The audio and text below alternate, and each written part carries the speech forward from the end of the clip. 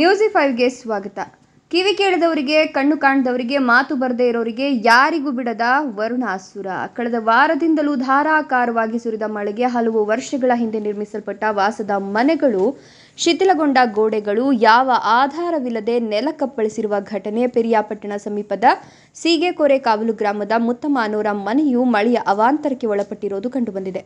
ಮುತ್ತಮ್ಮ ಅವರು ತಮ್ಮ ಒಬ್ಬಳೆ ಮಗಳಾದ ಅಂಗವಿಕಲೆ ಪುಟ್ಟಮ್ಮ ಇವರ ಸಂಗಡವಿದ್ದು ಒಂದೇ ಕುಟುಂಬದಲ್ಲಿ ಜೀವಿಸ್ತಾ ಇದ್ರು. ಇನ್ನು ಶುಕ್ರವಾರ ತಡರಾತ್ರಿ 9ರ ವೇಳೆಯಲ್ಲಿ ಪಾತ್ರೆ ತೊಳೆಯಲು ಹೊರಬಂದ ಮುತ್ತಮ್ಮನವರು ಹಿಂದಿರುಗಿ ಮನೆಯ ಒಳಗೆ ತೆರಳಿ ನೋಡಲಾಗಿ ಗೋಡೆ ಹಾಗೂ ಮೇಲ್ಚಾವಣಿಯ ಹೆಂಚು, ಕವೆಕೋಲು ಸಮೇತ ನೆಲದ ಮೇಲೆ ರಭಸದಿಂದ ಬೀಳಲಾಗಿ ಬಿದ್ದ ರಭಸಕ್ಕೆ ಅಡುಗೆ ಮನೆಯಲ್ಲಿದ್ದ ದಿನಸಿ ಪಾತ್ರೆ ಸಾಮಗ್ರಿಗಳೆಲ್ಲವೂ ಮಣ್ಣಿನಲ್ಲಿ ಮುಚ್ಚಿಕೊಂಡಿರೋದು ಕಂಡುಬಂದಿದೆ. ಯಾರಿಗೆ ಹೇಳಬೇಕು, ಯಾರಿಗೆ ಬಿಡಬೇಕು ಎಂಬುದು ತೋಚದೆ ಚಿಂತಿಸುತ್ತಿದ್ದ ಮುತ್ತಮ್ಮ ಗ್ರಾಮದ ರೈತ ಮುಖಂಡ ನಾಗೇಂದ್ರ ಅವರನ್ನು ಕರೆದು ನಡೆದ ಘಟನೆಯನ್ನು ತಿಳಿಸಿದ್ದಾರೆ. ನಂತರ ಸಂಬಂಧಪಟ್ಟ ಕಂದಾಯ ಇಲಾಖೆ ಹಾಗೂ ಗ್ರಾಮ ಪಂಚಾಯಿತಿ ಅಭಿವೃದ್ಧಿ ಅಧಿಕಾರಿ ನಾಗೇಂದ್ರ ಕುಮಾರ್ ಅವರಿಗೆ ತಿಳಿಸಿ ಸ್ಥಳಕ್ಕಾಗಮಿಸಿದ ಅಧಿಕಾರಿಗಳು ಮಹಜರು ಮಾಡಿಕೊಂಡು ತೆರಳಿದ್ದಾರೆ. ವಾಸದ ಮನೆಯ ಎಲ್ಲ ದಾಖಲಾತಿಗಳನ್ನು ಒದಗಿಸಿ ನೀಡುವುದಾಗಿ ಇವರು ಕೂಡ ತಿಳಿಸಿದ್ದಾರೆ. ಪ್ರಕಾಶ್ ಸಿಜೆ, ನ್ಯೂಸ್5, ಪಿರಿಯಾಪಟ್ಟಣ.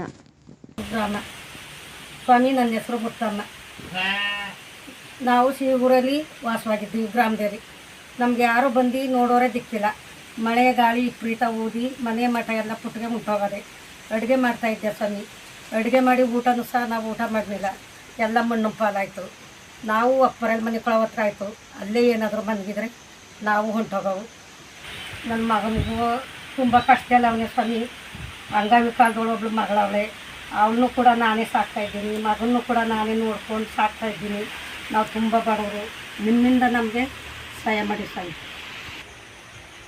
ಸ್ವಾಮಿ, ನೀವು ಸರ್ಕಾರದವರು, ನಮ್ಮ ಕಣ್ಣೀರು ಎದೆ ಮೇಲೆ ಸುರಿತಾವೆ ಸ್ವಾಮಿ. ನೀವೇ ನಮ್ಗೆ ಸಹಾಯ ಮಾಡಬೇಕು ಸ್ವಾಮಿ. ಹೆಸರು ನಾಗೇಂದ್ರ ಅಂತ. ಸೀಗೂರು ಗ್ರಾಮದ ಒಬ್ಬ ರೈತರ ಸಂಘದಾಗಿ ಒಬ್ಬ ಕಾರ್ಯದರ್ಶಿಯಾಗಿ ದುಡಿತಾ ಇದ್ದೀನಿ. ಅಂದರೂ ಬೆಳಿಗ್ಗೆ ಈ ಅಮ್ಮ ಬಂದು ನೋಡಪ್ಪ, ಈ ಥರ ಮುತ್ತಮ್ಮ ಅಂತ ಮನೆ ಬಿದ್ದೋಗಿದೆ ನೋಡಪ್ಪ ಅಂತ ಮುತ್ತಮ್ಮ ಅವರು ಬಂದು ತೋರಿಸಿದ್ದಾರೆ. ನೋಡಿ, ಇಲ್ಲಿ ರೈಸ್ನೆಲ್ಲ ಪೂರ್ತಿ ಬಿದ್ದೋಗಿದೆ. ಎಲ್ಲ ಅನ್ನಗಿನ್ನ ಪಾತ್ರೆಗೆಲ್ಲನೂ ಬಂದು ಅಮ್ಮ ತೋರಿಸಿದ್ದಾರೆ. ಆದರೂ ಕೂಡ ಅವ್ರ ಮಗ ನೋಡಿ, ಹುಡುಗಿ ಅಂಗವಿಕಲೆ. ಈ ಹುಡುಗಿಗೆ ಏನೋ ಗೊತ್ತಾಗಲ್ಲ. ಮಗ ಸುಧಾ ಏನು ಹೆಲ್ಪ್ ಏನೂ ಮಾಡಲ್ಲ. ಆದರೂ ಸುಧಾ ಇವ ಅಮ್ಮನ ಕೈಯಿಂದ ತುಂಬ ತೀರಾ ಬಡವರು. ಸ್ವಲ್ಪ ಆದಷ್ಟು ಒಂದು ಸಹಾಯ ಮಾಡಿ ಅಂತ ಕೇಳ್ಕೊತೀನಿ ಒಂದು ಸ್ವಲ್ಪ.